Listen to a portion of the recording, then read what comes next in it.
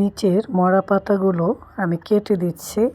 আর এই পাতাগুলো এমনিতেও কোনো প্রয়োজন নেই, আর এগুলো খাওয়াও যাবে না, রেখে দিলেও গাছের ক্ষতিই হবে।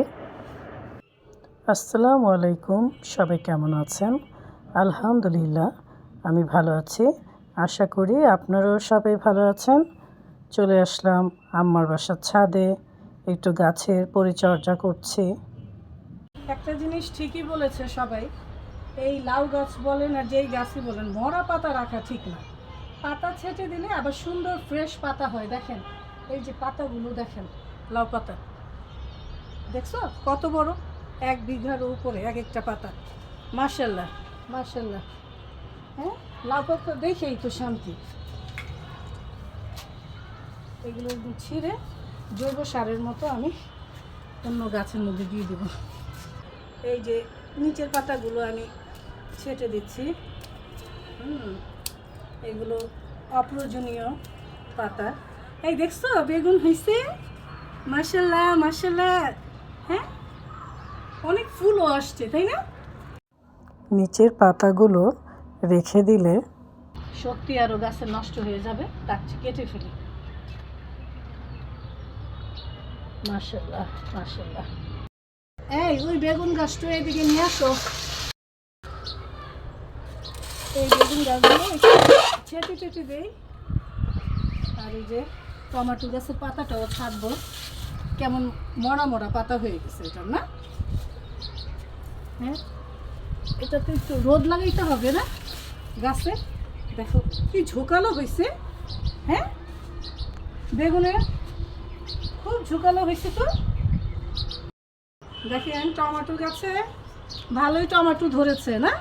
আর এই টমেটোগুলো কিন্তু দেখতে খুবই সুন্দর, একদম ভিতরে ছিল তো, তাই এটার যত্নটা ঠিক মতো হয় নাই। এই যে আজকে আমি পাতাগুলো ছেটে দিব, একদম অনেক পাতা মারা গেছে, না? এটা এই যে এটাও হয়েছিল, এটা আমি উঠাই ফেলছি।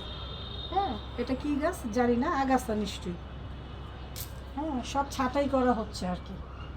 এটা এদিকে নিয়ে আসো তো, এখানে দেখি বিলাতি ধনিয়া পাতা কেমন হয়েছে। মাশাআল্লাহ মাশাআল্লাহ। রোজাতে আম্মা সুন্দর খেতে পারবে, না?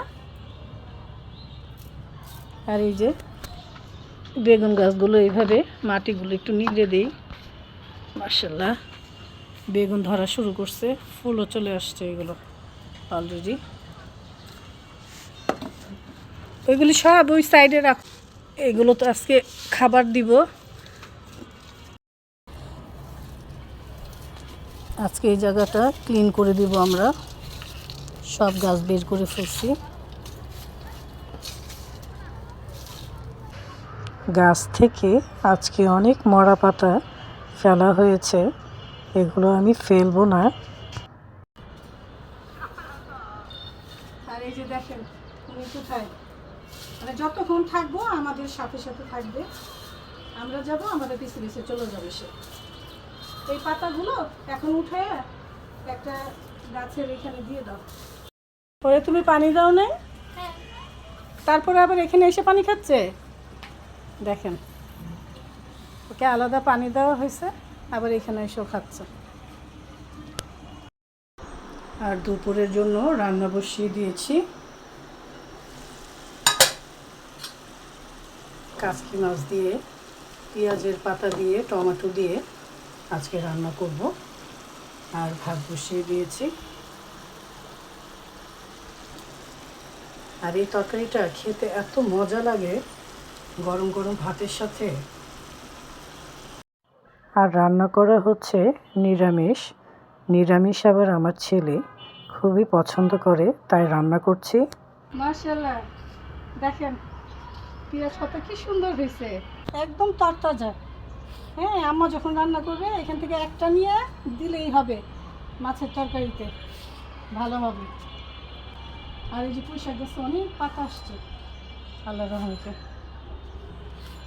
টমেটো পেকে গেছে, দেখছো?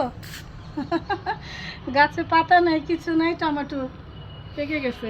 এই যে আরেকটা দেখা যাচ্ছে ওইদিকে। হ্যাঁ, এই যে এই টমেটোটা পেকে গেছে। এই টমেটোর জাতটা কিন্তু একটু অন্যরকম, দেখো এটা একরকম, এটা আবার আরেক রকম। হ্যাঁ, ভালোই মাশাআল্লাহ। সবাই ভালো থাকবেন, সুস্থ থাকবেন, আর ছাদ বাগানে বেশি বেশি গাছ লাগাবেন। গাছ লাগালে মনও ভালো থাকে, ফলনও পাওয়া যায়। আল্লাহ হাফেজ।